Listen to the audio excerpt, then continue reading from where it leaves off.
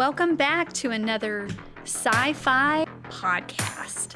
So looking forward to talking to you about retirement today and your prescription for longevity.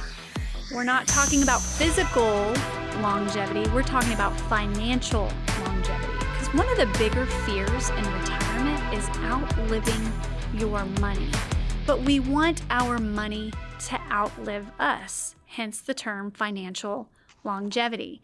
Now again, like all other podcasts, I'm mentioning that these anchor classes have already been taught and are available to watch the entire 1 to 1.5 hour class, and you'll see that link to watch below. But this is really more of a teaser to get you excited still about your retirement account. And maybe you have a family member that needs to hear this, to get them motivated, to get them excited about saving for retirement. I was once in that boat.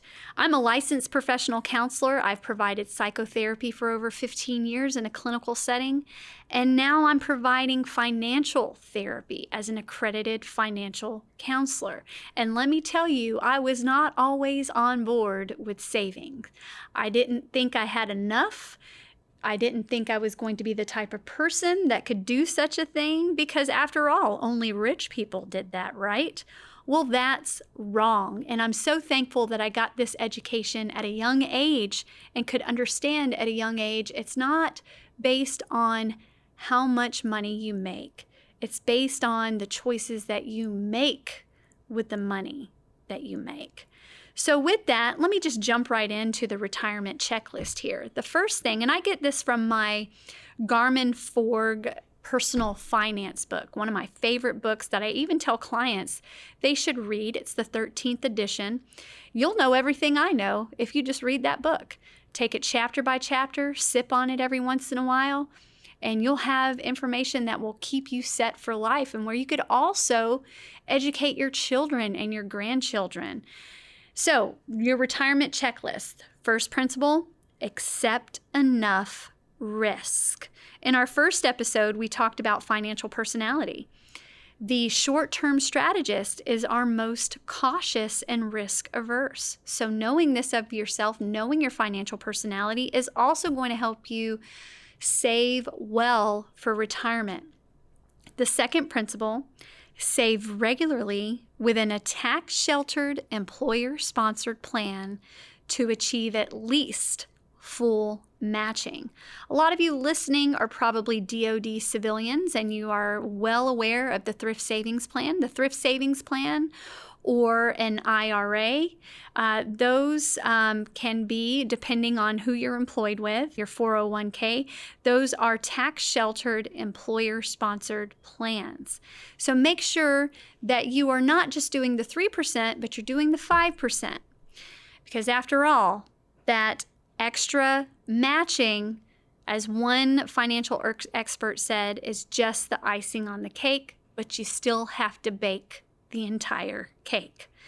Number 3, contribute extra to a Roth IRA to supplement. And for those who have TSP, you have your traditional and you have your Roth TSP. So you could do Roth through your TSP, or you can set up a Roth IRA account. But some people make too much money to have a Roth IRA account outside of TSP. So know those things. And you could also work with a certified financial planner or a certified public accountant to see how you could go about contributing more to a Roth, even if you make too much money. Number 4, set it and forget it.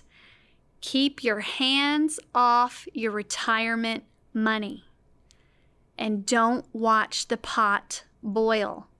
You remember all of those adages.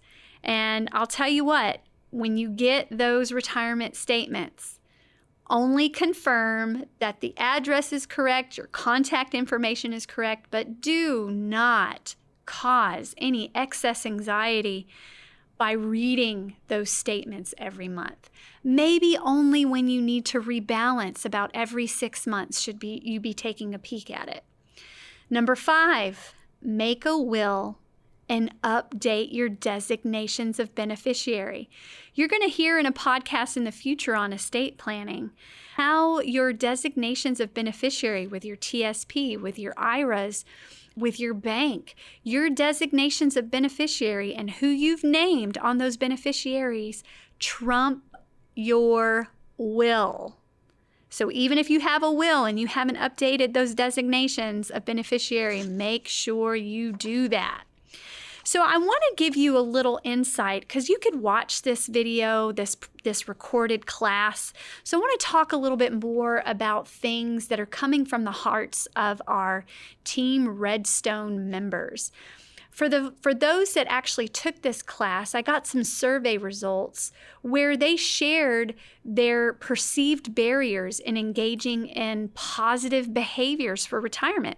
Because this was not a how-to retirement class. This class focused on what are the types of behaviors that I need to engage in to create a healthy retirement nest egg.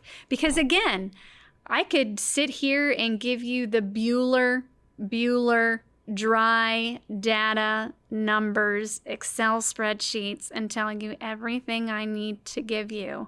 But unless you change your mindset, those mental heuristics that we're about to talk about, you will consistently have barriers that will keep you from engaging in those positive behaviors for retirement. So here are some of those stated barriers.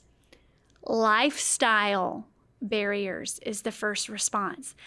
And what a loaded statement on this survey. It says it all for a lot of the clients that I see in my office. They have these lifestyle assets or homes that are mansions that are really there because they're living beyond their means, or they really don't need, but they still have it as a lifestyle asset because of a position in society that they want to hold. Those types of things, or the type of car that you drive, the type of clothes that you wear. Those are all lifestyle assets. And before you know it, they're not assets anymore after a certain period of time, especially if you can't afford it. So you might be thinking, you know what, maybe I can downsize. Maybe I can do these things to finally set myself up for putting more money aside for retirement. Maybe I could retire earlier than I expected. Or just knowing and having that clarity and peace in knowing that you're moving in the right direction. Another one that is a barrier or a perceived barrier is family loyalty. It wasn't stated that way, but here's what was said. I'm 26 and I live far away from my family. A significant barrier is the cost of travel for me so I can go visit them and participate in family gatherings, which is very important to them and to me. And that's wonderful. I've already shared with you I'm a value-based planner based on my financial personality. I'm all about connection and relationships. I even gave my parents a car because I wanted them to have the ability to come see me and feel good knowing that they wouldn't be stranded on the side of the road while coming to visit me. I get that. But if that is what is keeping you from saving for retirement, it's time to take a closer look at your family loyalties. And it's not meant that this 26-year-old is making the wrong decision. She's not, or he's not. Not sure if this is a male or a female, but either way, you have to challenge your thinking and understanding, is what I am providing for my family consistent with what I need to do to set myself up for retirement? For some of you, you might be shocked to hear that. How could you say that, Olivia? I'll tell you what, when I actually taught the class, I could feel the gasps in the team's meeting when I said that you should not be saving for your kids' college fund before your retirement. And the reason for that is you should be saving for your retirement first, because your children can borrow for their education, but you cannot borrow for your retirement. The other thing is, if you are saving for your retirement first, before you're saving for your kids' college education, then you are not going to be a financial burden to them in the future. To me, that's worth more than a little extra college money, don't you think? After all, they're wanting to go to college so that they can support themselves, possibly have a family, feel comfortable, have all those things they've been dreaming of since they were 13 years old. The last thing you want to do is be a financial burden on them and take that dream away. So just food for thought there. Another barrier to engaging in positive behaviors for retirement is stated this way: taking greater financial risks. And I understand that there are those out there, and maybe it's you, who are overly cautious in putting your money into the market. After all, TSP is a bunch of money market funds that are being traded and that are earning you money. It's money that is working for you, compound interest, all those different things. So I want you to think about then, how do I need to tweak my investment philosophy? What can I absolutely stomach so that I can make better decisions not to fall into that retirement trap of saving too late, saving too little, and saving too conservatively? So I understand that some of you may not be able to stomach too much, but if you are the type of person that keeps your money under your mattress, and yes, that still happens. I've had a couple clients who keep their money in their mattress. Let me tell you something, there is greater risk in keeping all of that cash in your mattress than keeping it in an account, because your house is more likely to burn up in a fire than you lose all of your money. Does that make sense? I hope it does. It's rhetorical, but I threw it out there. So here's another, this one's a funny one, another barrier. Getting my husband banned from Home Depot and Lowe's and on board for savings. Again, I can't stress enough, if you need some financial, marital counseling, I'm your person. And I will tell you that a lot of the marital financial therapy sessions that I have, they're filled with laughter. They're lighthearted. They're not as scary as you would imagine. So if you need that, make sure you're coming in. Another barrier, and let me talk a long time about this one, y'all. Extended family needs in today's economy. All right, I'm going to be the bad cop again, and it's okay if you don't like me for the next 2 minutes. But meeting extended family needs over and over again is robbing them of the opportunity for financial growth. Sometimes the best thing you can do to those extended family members, and even immediate family members, is to say no. Let me give you a funny story. So I was at the youth center providing financial education to 11 to 16-year-olds, great group of kids, and I just love that they hang on every word, and it shows how hungry they are for this information. But here's what I told them. They need to start making good financial choices today and getting in the habit of creating a spend plan or a budget today so that they could be prepared for the future. So we were talking about how to earn money, first of all, maybe creating a side hustle of a babysitting business or yard cutting business, raking leaves, working for the HOA, those types of things we brainstormed. And then we started talking about, okay, and then how do you spend the money that you earn? What are the smart decisions you can start making today to set yourself up for success? Here's what I told them, that when they become a young adult, they are meant to fend for themselves. It was never meant for parents to provide for their adult children longer than a couple months. And the reason for that is, and here's what I told them. I gave them a visual. I brought some candy. So I had this beautiful bag of candy. And I talked about the nest. Because some of them were griping about the chores they have to do that they don't get paid for. But parents, I had your back. I let them know that part of that was you getting them prepared for adulthood.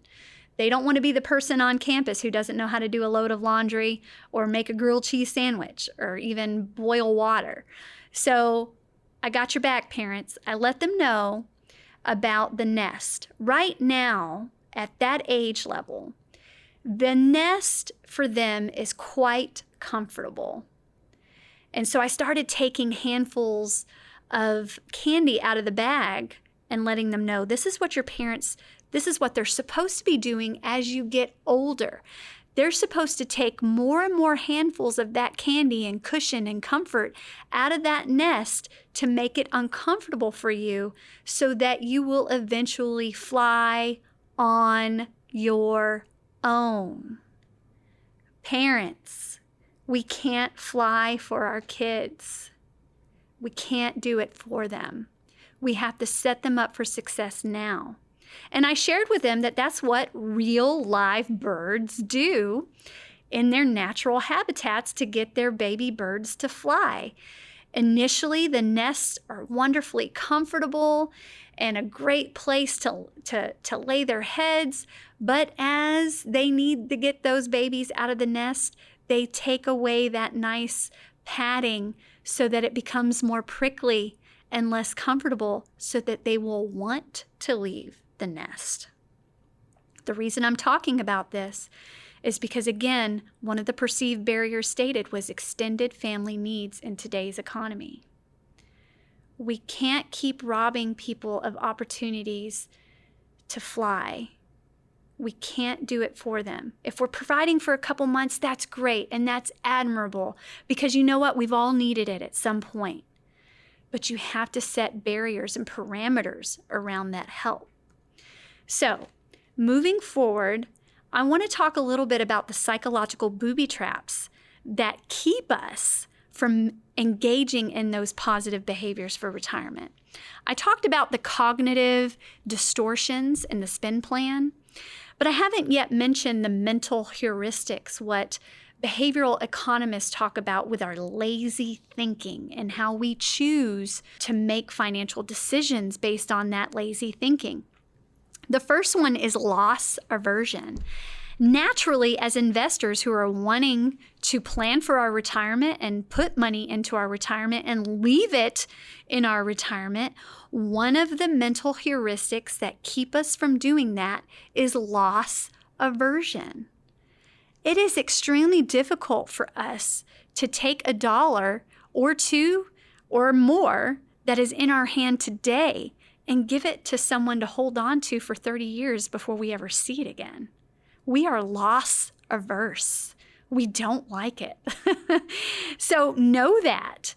So I want to validate that for you. However, if you do your research, if you come in, you talk to me, and I give you proper financial education, it won't feel like you're losing something any further. If anything, it will feel like you could treat your retirement as a layaway plan, not as a retirement plan.